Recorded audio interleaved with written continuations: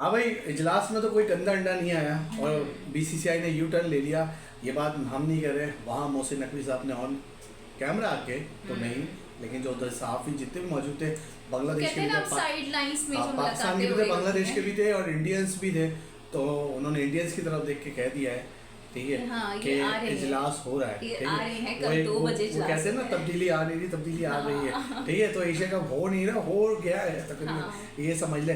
कल 2 बजे इजलास है, इस इजलास के हवाले से जो मोहसिन नकवी साहब ने बाहर आके अपडेट दिए वो बिल्कुल जनाब, वो कह रहे हैं कि जितने भी शरीक ममालिक हैं इसमें उनके बोर्ड्स कल इस इजलास की मीटिंग को अटेंड करने आ रहे हैं, जिसमें अफगानिस्तान भी शामिल है, जो कि कहा जा रहा था कि शायद भारत की ईमा पे चलेगा और भारत के इशारों पे चलेगा, लेकिन अब आप देख लें कि अफगानिस्तान भी आ रहा है। खुद भारत ने भी इसकी कंफर्मेशन दे दी है कि वो भी आ रहे हैं। राजीव शुक्ला साहब अब ऑनलाइन दस्तयाब होंगे, और इससे पहले आपको याद होगा ना कि उन्होंने कहा था हम जी ढाका जाएंगे, सिक्योरिटी कंसर्न्स हैं हमें, तो ये है वो है, और हम तो शायद बाइकआउट कर देंगे, और अगर हमारी बात नहीं मानी जाती है तो हम ट्रायंगुलर सीरीज भी करवा सकते हैं। ये भी धमकी दी गई थी, लेकिन वो धमकी शायद हवा में कहीं उड़ गई है।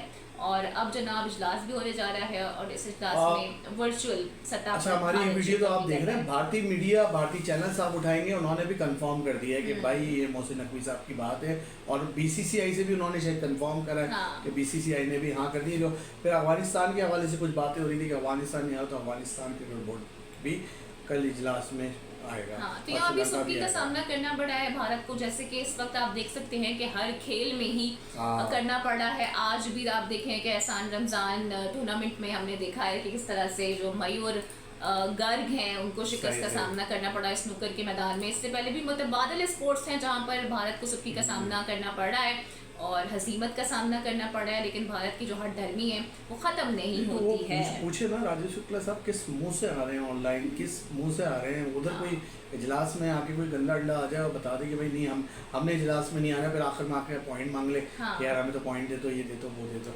बिल्कुल। तो अच्छी चीज है कि जो नायब सदर है यानी कि वाइस प्रेसिडेंट राजीव शुक्ला, उन्होंने 24 जुलाई को जो मीटिंग होने डाली है इन द ढाका, उसमें शिरकत करने के हवाले से कंफर्मेशन अपनी बता दी है, और ये भी कह दिया है कि मोहसिन नकवी की क़यादत में ढाका में मुनक्कद होने वाले इस अहम इजलास में दीगर मेंबर ऑफ बोर्ड्स के नुमाइंदगान भी पहुंच चुके हैं। कल 2 बजे फाइनल हो जाएगा। एशिया कप का क्या फैसला होने वाला है? 24 घंटे बहुत इंपॉर्टेंट है एशिया कप को लेके। भारत ने भी मीटिंग में आने का तो कहा है, लेकिन अब खेलने के मुताबिक क्या वो होगा वो नहीं। जब मीटिंग में आ रहे हैं तो इवेंचुअली जाहिर है फिर खेलना भी पड़ेगा, क्योंकि जाहिर है, वरना तो फिर उनका मीडिया जो है नहीं, तो क्या वही करेंगे जो लेजेंड्स लीग में कर रहे हैं कि पहले हामी भर लेंगे, उसके बाद बोल देंगे हम नहीं खेल रहे। अभी जो उनका चल रहा है, उन्होंने अपनी गवर्नमेंट को उस पर दे दिया कि भाई हमारी हुकूमत इजाज़त देगी तो हम आएंगे, वरना हम नहीं आएंगे, हम कैसे आ सकते हैं। नहीं, ये तो खैर वो हर दफ़ा कहते हैं, लेकिन अगर आपको याद होगा अभी कुछ दिनों पहले इंडियन मीडिया भी रिकॉर्ड कर रहा था कि भारत ने ग्रीन सिग्नल दे दिया है और आईसीसी और एसीसी इवेंट्स में वो खेलेंगे पाकिस्तान में, लेकिन हाँ, पाकिस्तान की टीम भारत नहीं जाएगी और भारत की टीम पाकिस्तान। अच्छा, एक चीज़ तो क्लियर हो गई, जो एशिया कप होगा T20 फॉर्मेट पे होगा, क्योंकि कुछ लोग आके कह रहे हैं वनडे फॉर्मेट नहीं, खबरें यही आ रही थी कि T20 फॉर्मेट में होगा। वैसे होता है कि भारत में, और अगर मामला दोनों कंट्री के दरमियान ठीक होते तो शायद पाकिस्तान चला भी जाता, क्योंकि पाकिस्तान ने कभी खेल के मैदान में हठधर्मी नहीं दिखाई है। लेकिन अब भारतीय मीडिया भी पूछ रहे हैं ना, वो क्यों जा रहे हैं आप इजलास में, क्यों जा रहे हैं? आपको नहीं जाना चाहिए, आपको नहीं जाना चाहिए। सवाल तो वैसे उनकी अपोजिशन भी कर रही है। राहुल गांधी ने भी आज सवाल पूछ लिया है भारत से, इसलिए क्योंकि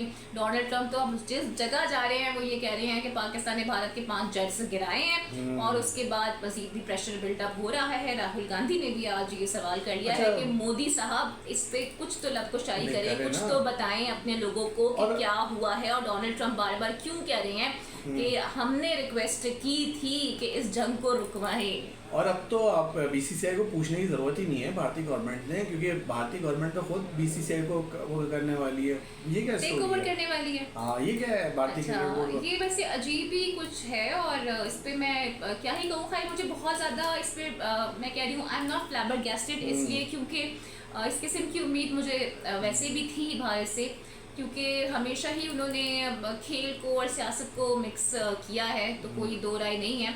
और इस हवाले से कोई बिल भी है गालिबन जो कि सरकारी सतह पर कह रहे हैं कि पार्लियामेंट पे पेश भी किया जाएगा। ये बिल भारत के गवर्नेंस मॉडल ओलंपिक्स और पैरा ओलंपिक्स चार्टर्ड के साथ आहंग करने के लिए भी कोशिश करेगा। बीसीसीआई हुकूमती फंडिंग पर भरोसा नहीं करता है, जबकि भारतीय बोर्ड के सदर रॉजर बेनी को उम्र की वजह से भी ओहदा छोड़ना पड़ सकता है। फिर कुछ मीडिया रिपोर्ट्स ये भी कह रही हैं कि नेशनल स्पोर्ट्स बिल से तमाम अहदेदारों के लिए ज़्यादा से ज़्यादा जो उम्र की हद है वो 70 से बढ़ाकर 75 ईयर्स तक करने की उम्मीद है।